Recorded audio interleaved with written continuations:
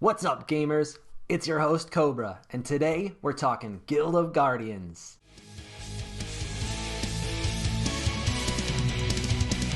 So last week, Guild of Guardians completed its Wave 3 Founder Sale, and this marks the end of the Founder Sales. Everything that was listed on the website way back in the spring has now been dropped and sold out, which means the secondary market is our only option to get founder NFTs moving forward. Now, unfortunately, this was a stealth drop, and while we knew that was going to be the case, it happened at 4 a.m. my time, which means I missed out completely. I don't sleep a ton, but I am always asleep at 4 a.m., and unfortunately it was sold out before I woke up. That's okay though, because that puts me in a very similar position as most Guild of Guardians players, since it sold out frankly quicker than I think most expected. This means that most of us are in the same boat. We missed out on the primary sale and now must hit the secondary market in order to fill out the rest of our collection. So today we're going to do some team building. I want you to keep in mind that a lot of what we're talking about is speculative. However, I have analyzed some of the details that we do know and put together some recommendations that I think will be useful in guiding you towards what you need to purchase on the secondary market, if anything. So, with the founder sale completed, there are now 35 total heroes. 8 of them are legendary, 11 of them are epic, and 16 of them are rare. We also have a dozen different pets, 3 of each at the common, rare, epic, and legendary levels. There's also a handful of different guilds as well as the energy booster. Now, playing the game Guild of Guardians is going to require that you run a team of 4 different heroes.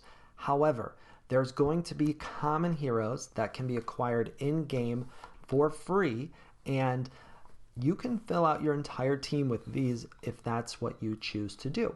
However, they are going to be the weakest characters, and they will not be tradable NFTs until they are upgraded to at least the rare level. That means that they essentially have little to no value, and personally I have no interest in that. However, if you're interested in grinding up from a free-to-play perspective, that's certainly going to be an option, and if you have a limited budget, those heroes can be a great way to fill out your team.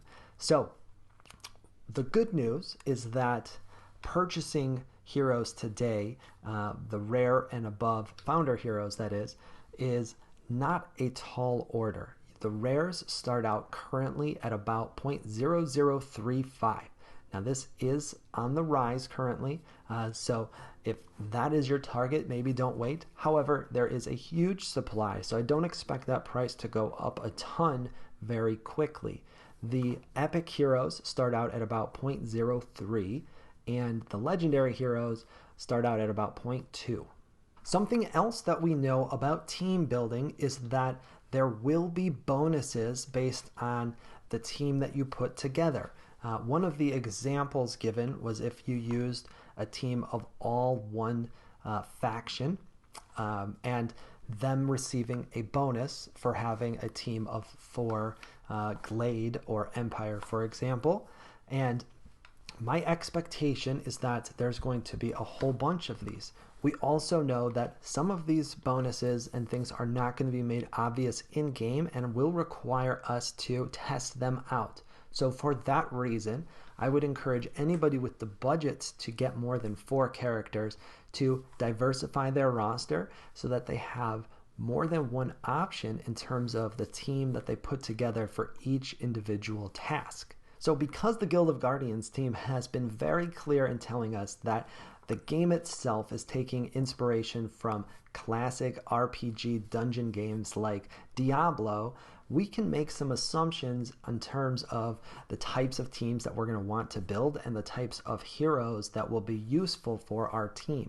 There are a few different categories that you need to be aware of beyond just the rarity of your characters. I will add in as a note that the higher the base rarity, the higher the base stats of the character. So starting out, if you want maximum advantage, a full team of all legendary heroes would be ideal. However, you can build up your lower rarity characters to higher rarity over time, and there is only 8 total legendary characters, so your options are fairly limited if you stick to just those 8. I recommend everybody use the entire roster of heroes available to build their teams. So the different categories at play that you need to be aware of is that there are 3 different factions, Empire, Horde, and Glade. There are also 3 different character types, melee, ranged, and mage.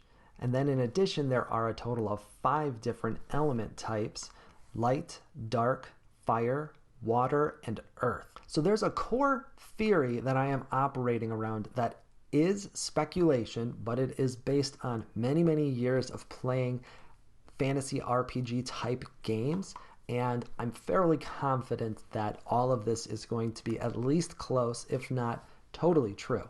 I'm also making the assumption that the 2 most obvious team bonuses to unlock will be having all 4 heroes of the same faction or all 4 heroes of the same element. Now, beyond that, and without knowing the level or raid or dungeon that we are specifically going to be running, I want as much variety as possible to cover my bases and make my team as flexible as possible. I think this is even more applicable if you have a limited roster, and especially if you're going to go into this with only 4 characters total. The breakdown of heroes available is such that there are 18 melee characters, 6 ranged characters, and 11 mages. Now this tells me a couple of things. Primarily that the gameplay is going to be geared towards having at least 2 melee characters in your party, and in fact I think that's probably the right number.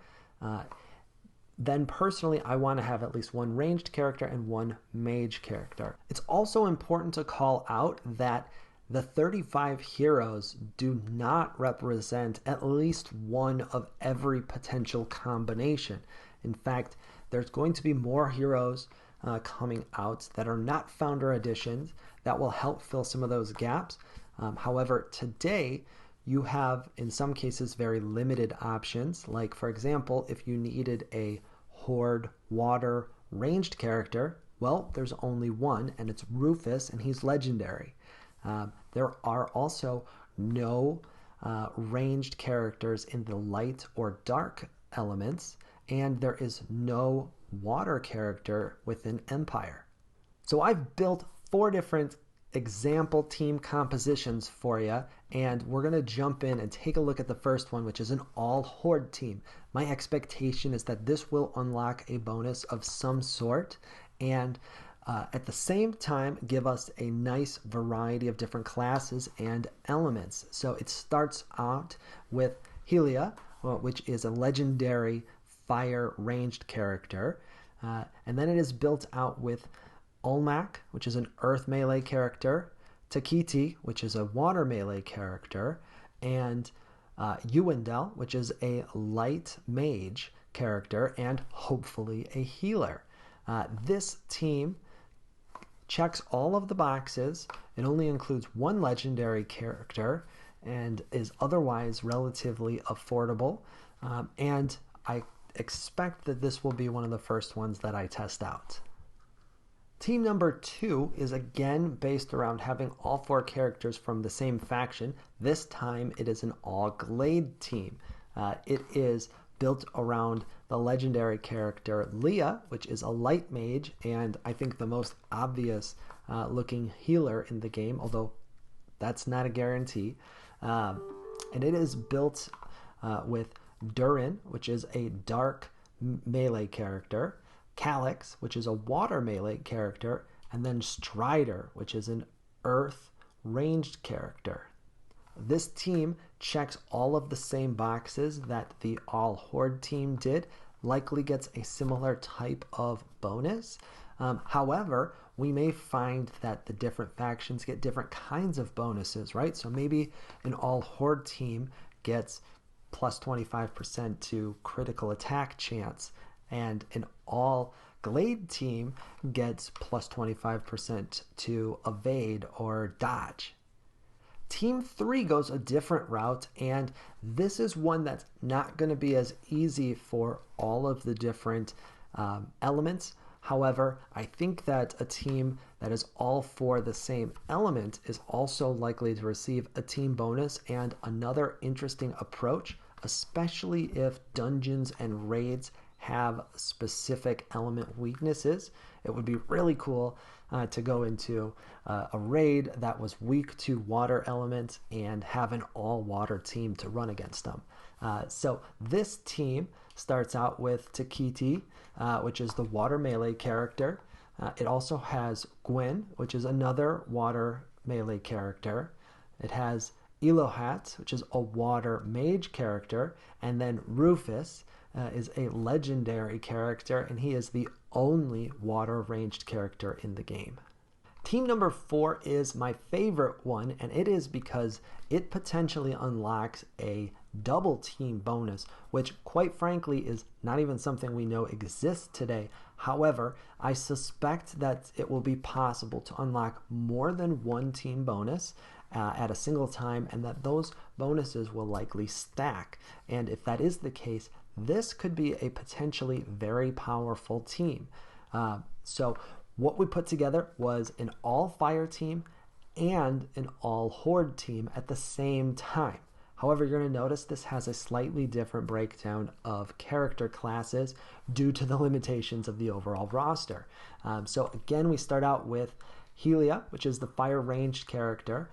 The only melee character is Orthox, which is a fire melee character. Then we have Morax, which is a fire mage, and we round that off with Duska, which is another fire ranged character.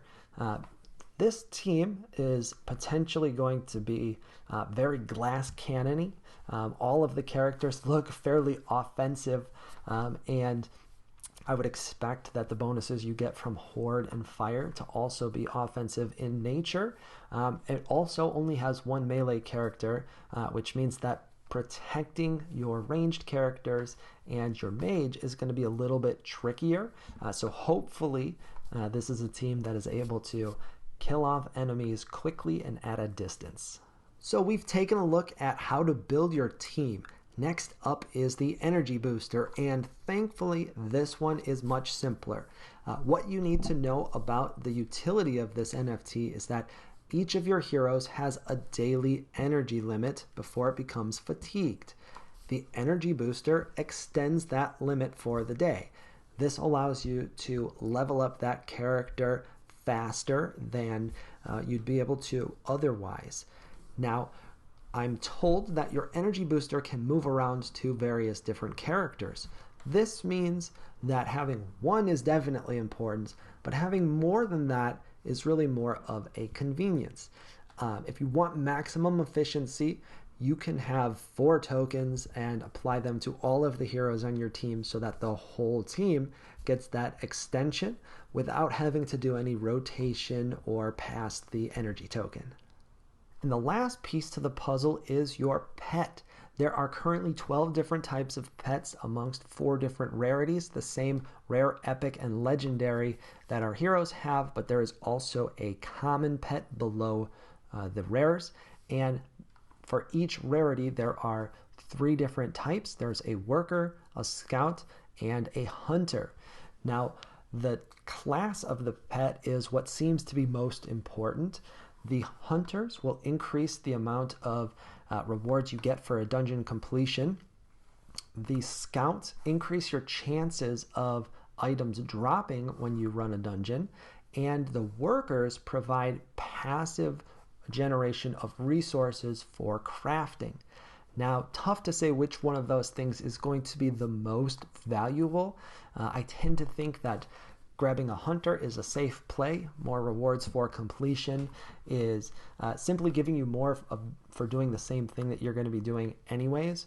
Passive generation of anything is always attractive because you don't have to play to get it.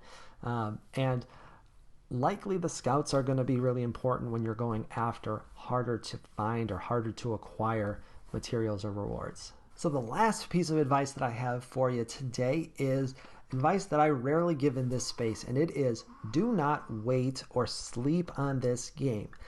Now that all of the founder sales have been completed, we have a set of 35 heroes, 12 pets, plus guilds and energy tokens that are going to be the most desirable assets in the game, likely forever. Those prices from this point forward, I expect, are only going to go up, at least while the game is active and successful.